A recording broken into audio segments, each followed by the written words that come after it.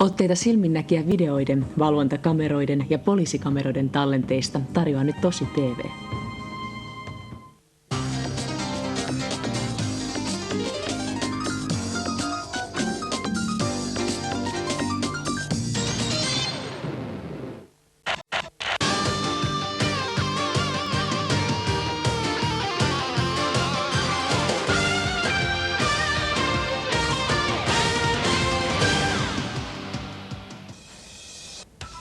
Tervetuloa TosiTV:n tarua ihmeellisempään maailmaan.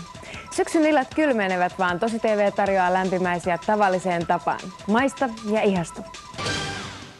Aloitetaan Englannista. Brittipoliisien tomerat edustajat ovat tekemässä huumepidätystä. Ongelma vaan on se, että amerikkalaistyylistä näyttävää pidätystä ei tiuhaan asutulla alueella voi suorittaa niin, ettei sivullisten henget vaarantuisi. TosiTV:n kamerat pääsevät matkaan ja mitä tapahtui?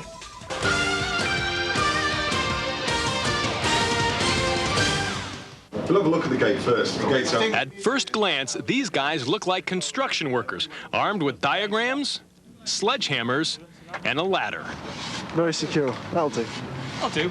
In fact, these are cops, armed with guns and a video camera, getting ready for a very dangerous drug bust. No. You receive it, Nico? The target is one of the biggest heroin dealers in the English town of Chester. These British bobbies have disguised themselves as builders, so they won't tip off his neighbors. I don't even know what he's driving. Detective Tim Roberts is following their every move with his video camera. This is my team. We borrowed a van from a local electricity board, stuck a ladder on top so that we could get near to a block of flats where they were dealing heroin. There we go. That's the place. Tension is high when they arrive in the drug-infested neighborhood. Okay,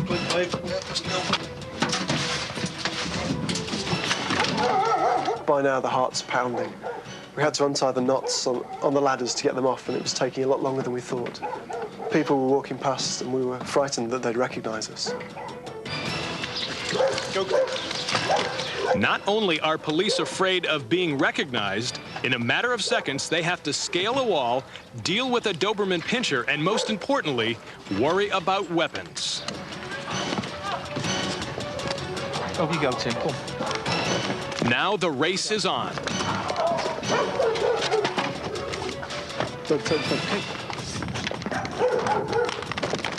I've got it.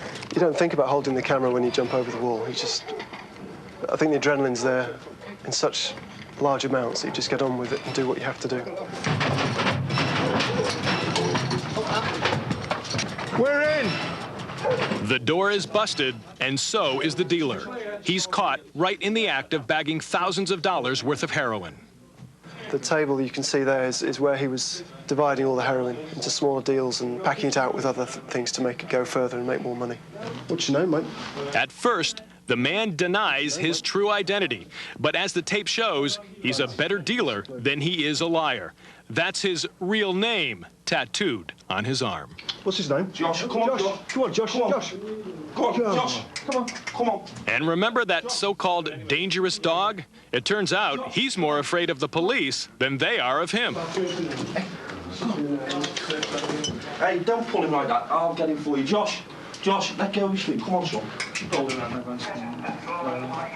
Okay. We'll come straight back then. Finally, after several hours, everyone leaves for a change of attire. For the dealer, it's prison clothes. As for the cops, it's back to their uniforms. Ei kyllä käy kateeksi palomiehiä. Moni elämä saattaa riippua siitä, millaisia päätöksiä teet nopeasti puutteellisten tilannetietojen perusteella. Sakean savun täyttämässä vieraassa huoneessa tuskin näkee kättään pidemmälle, saati nyt sitten nurkassa tajuttomana makaavaa uhria. TosiTV:ssä ennenkin esitelty infrapunakamera on tällä kertaa päässyt palomiesten avuksi ja hyödylliseltä näyttää.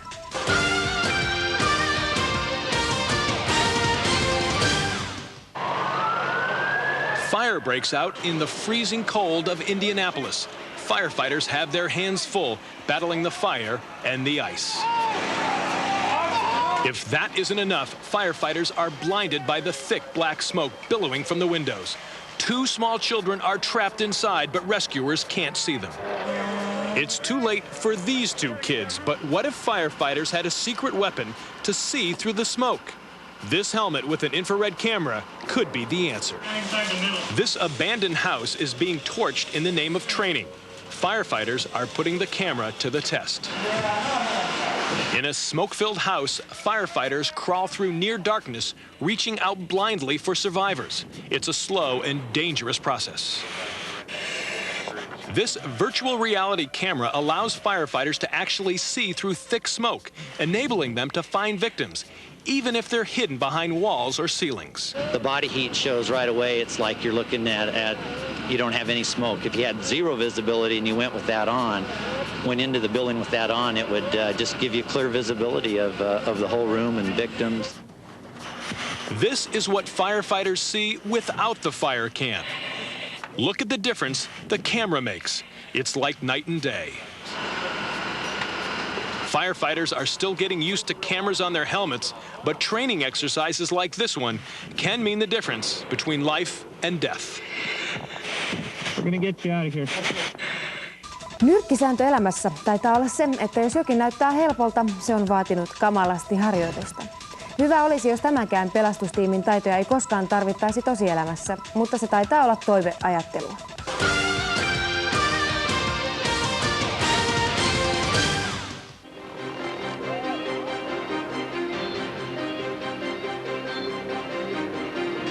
This is no accident, and these are not stunt daredevils. They're practicing miracles in the face of disaster. It's an exercise of triumph over tragedy. You're looking at footage of rescuers learning how to make high-risk rescues. Check out what students have to go through.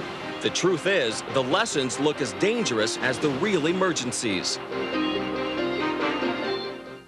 But first, the savers have to learn how to save themselves. This contraption is called a dunker. It simulates what it feels like to crash over water in a helicopter. This is a way for us to teach civilian aircrew about how to escape in the event that they go into the water during an operation. This does occur several times a year. Jim Sedgerstrom and Rescue 3 International specialize in swiftwater rescue training. Before students learn how to jump off a helicopter, they practice in a pool. We don't want you to do one of the jumps off the skid. All this is just a gentle step.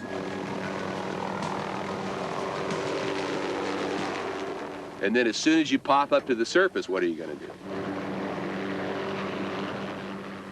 Give us an okay. The helicopter is a relatively high-risk option in moving water in any kind of water rescue situation. What we train our students to do is to exhaust all other possibilities first. Then, of course, it's important to learn how to dangle correctly from a helicopter. Technically, it's called a short haul. The trick is learning how to secure yourself to the chopper so you don't take the big dive.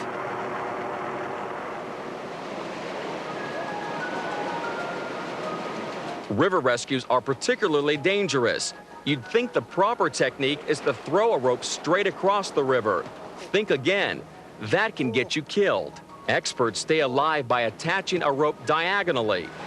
Okay, here I go! A swift current will force a straight rope into a V. Rescuers get stuck in the middle. We can't go one way or the other, and rescuers, firefighters, and other rescue people have died in just those circumstances. Nice job. Yeah. If all that other stuff didn't look dangerous, take a look at this student in Canada. Trainees have to move across 350 feet suspended 130 feet above these falls. One wrong move and the rescuer will need to be rescued. Most of the work rescuers do at these falls is recovering bodies. It's easy to see why.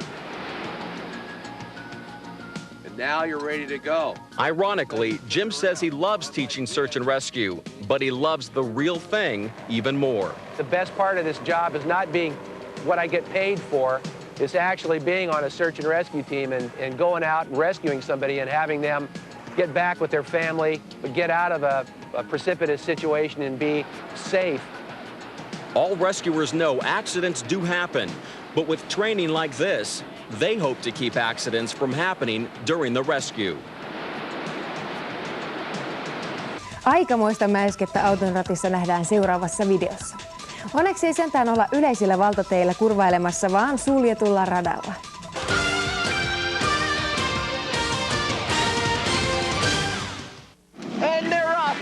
Sean goes on the outside, he's trying to get around. He sits in. I guess it's true that boys just want to have fun. This home video proves it. They seem to be speeding away from him. Sean Crilly is an amateur go-kart racer. His brother Jason provides the offbeat play-by-play and the color. He's trying to get back up. Oh my God, he just crashed into another racer and they are both stopped. The yellow flag will go out. Sean is getting out of his snow. He's in his car and he's going again. We will remember to knock out that red racer right there after the race. These go-karts are powered by 5.5 horsepower engines, and they average 45 miles per hour. That's a pretty good clip for a 150-pound car. So Jason, our commentator, is always prepared to describe collisions on the racetrack. This go-kart is going crazy! Ouch! What the hell was that? The go-kart just hit Sean. We must say the race has been halted. It was a no-man go-kart. Okay, so the go-karts have become bumper cars. Everything's a little turned around in this race. Yes, he's going around the wrong way. Let's cheer that he's all right.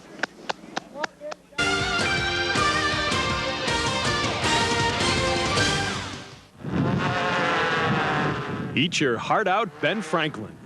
It's the American Kite Flyers Annual Convention and Kite Flying Competition, where over 500 kite-crazed competitors took to the sands and skies of Santa Monica Beach for a spectacular display of creativity and ingenuity.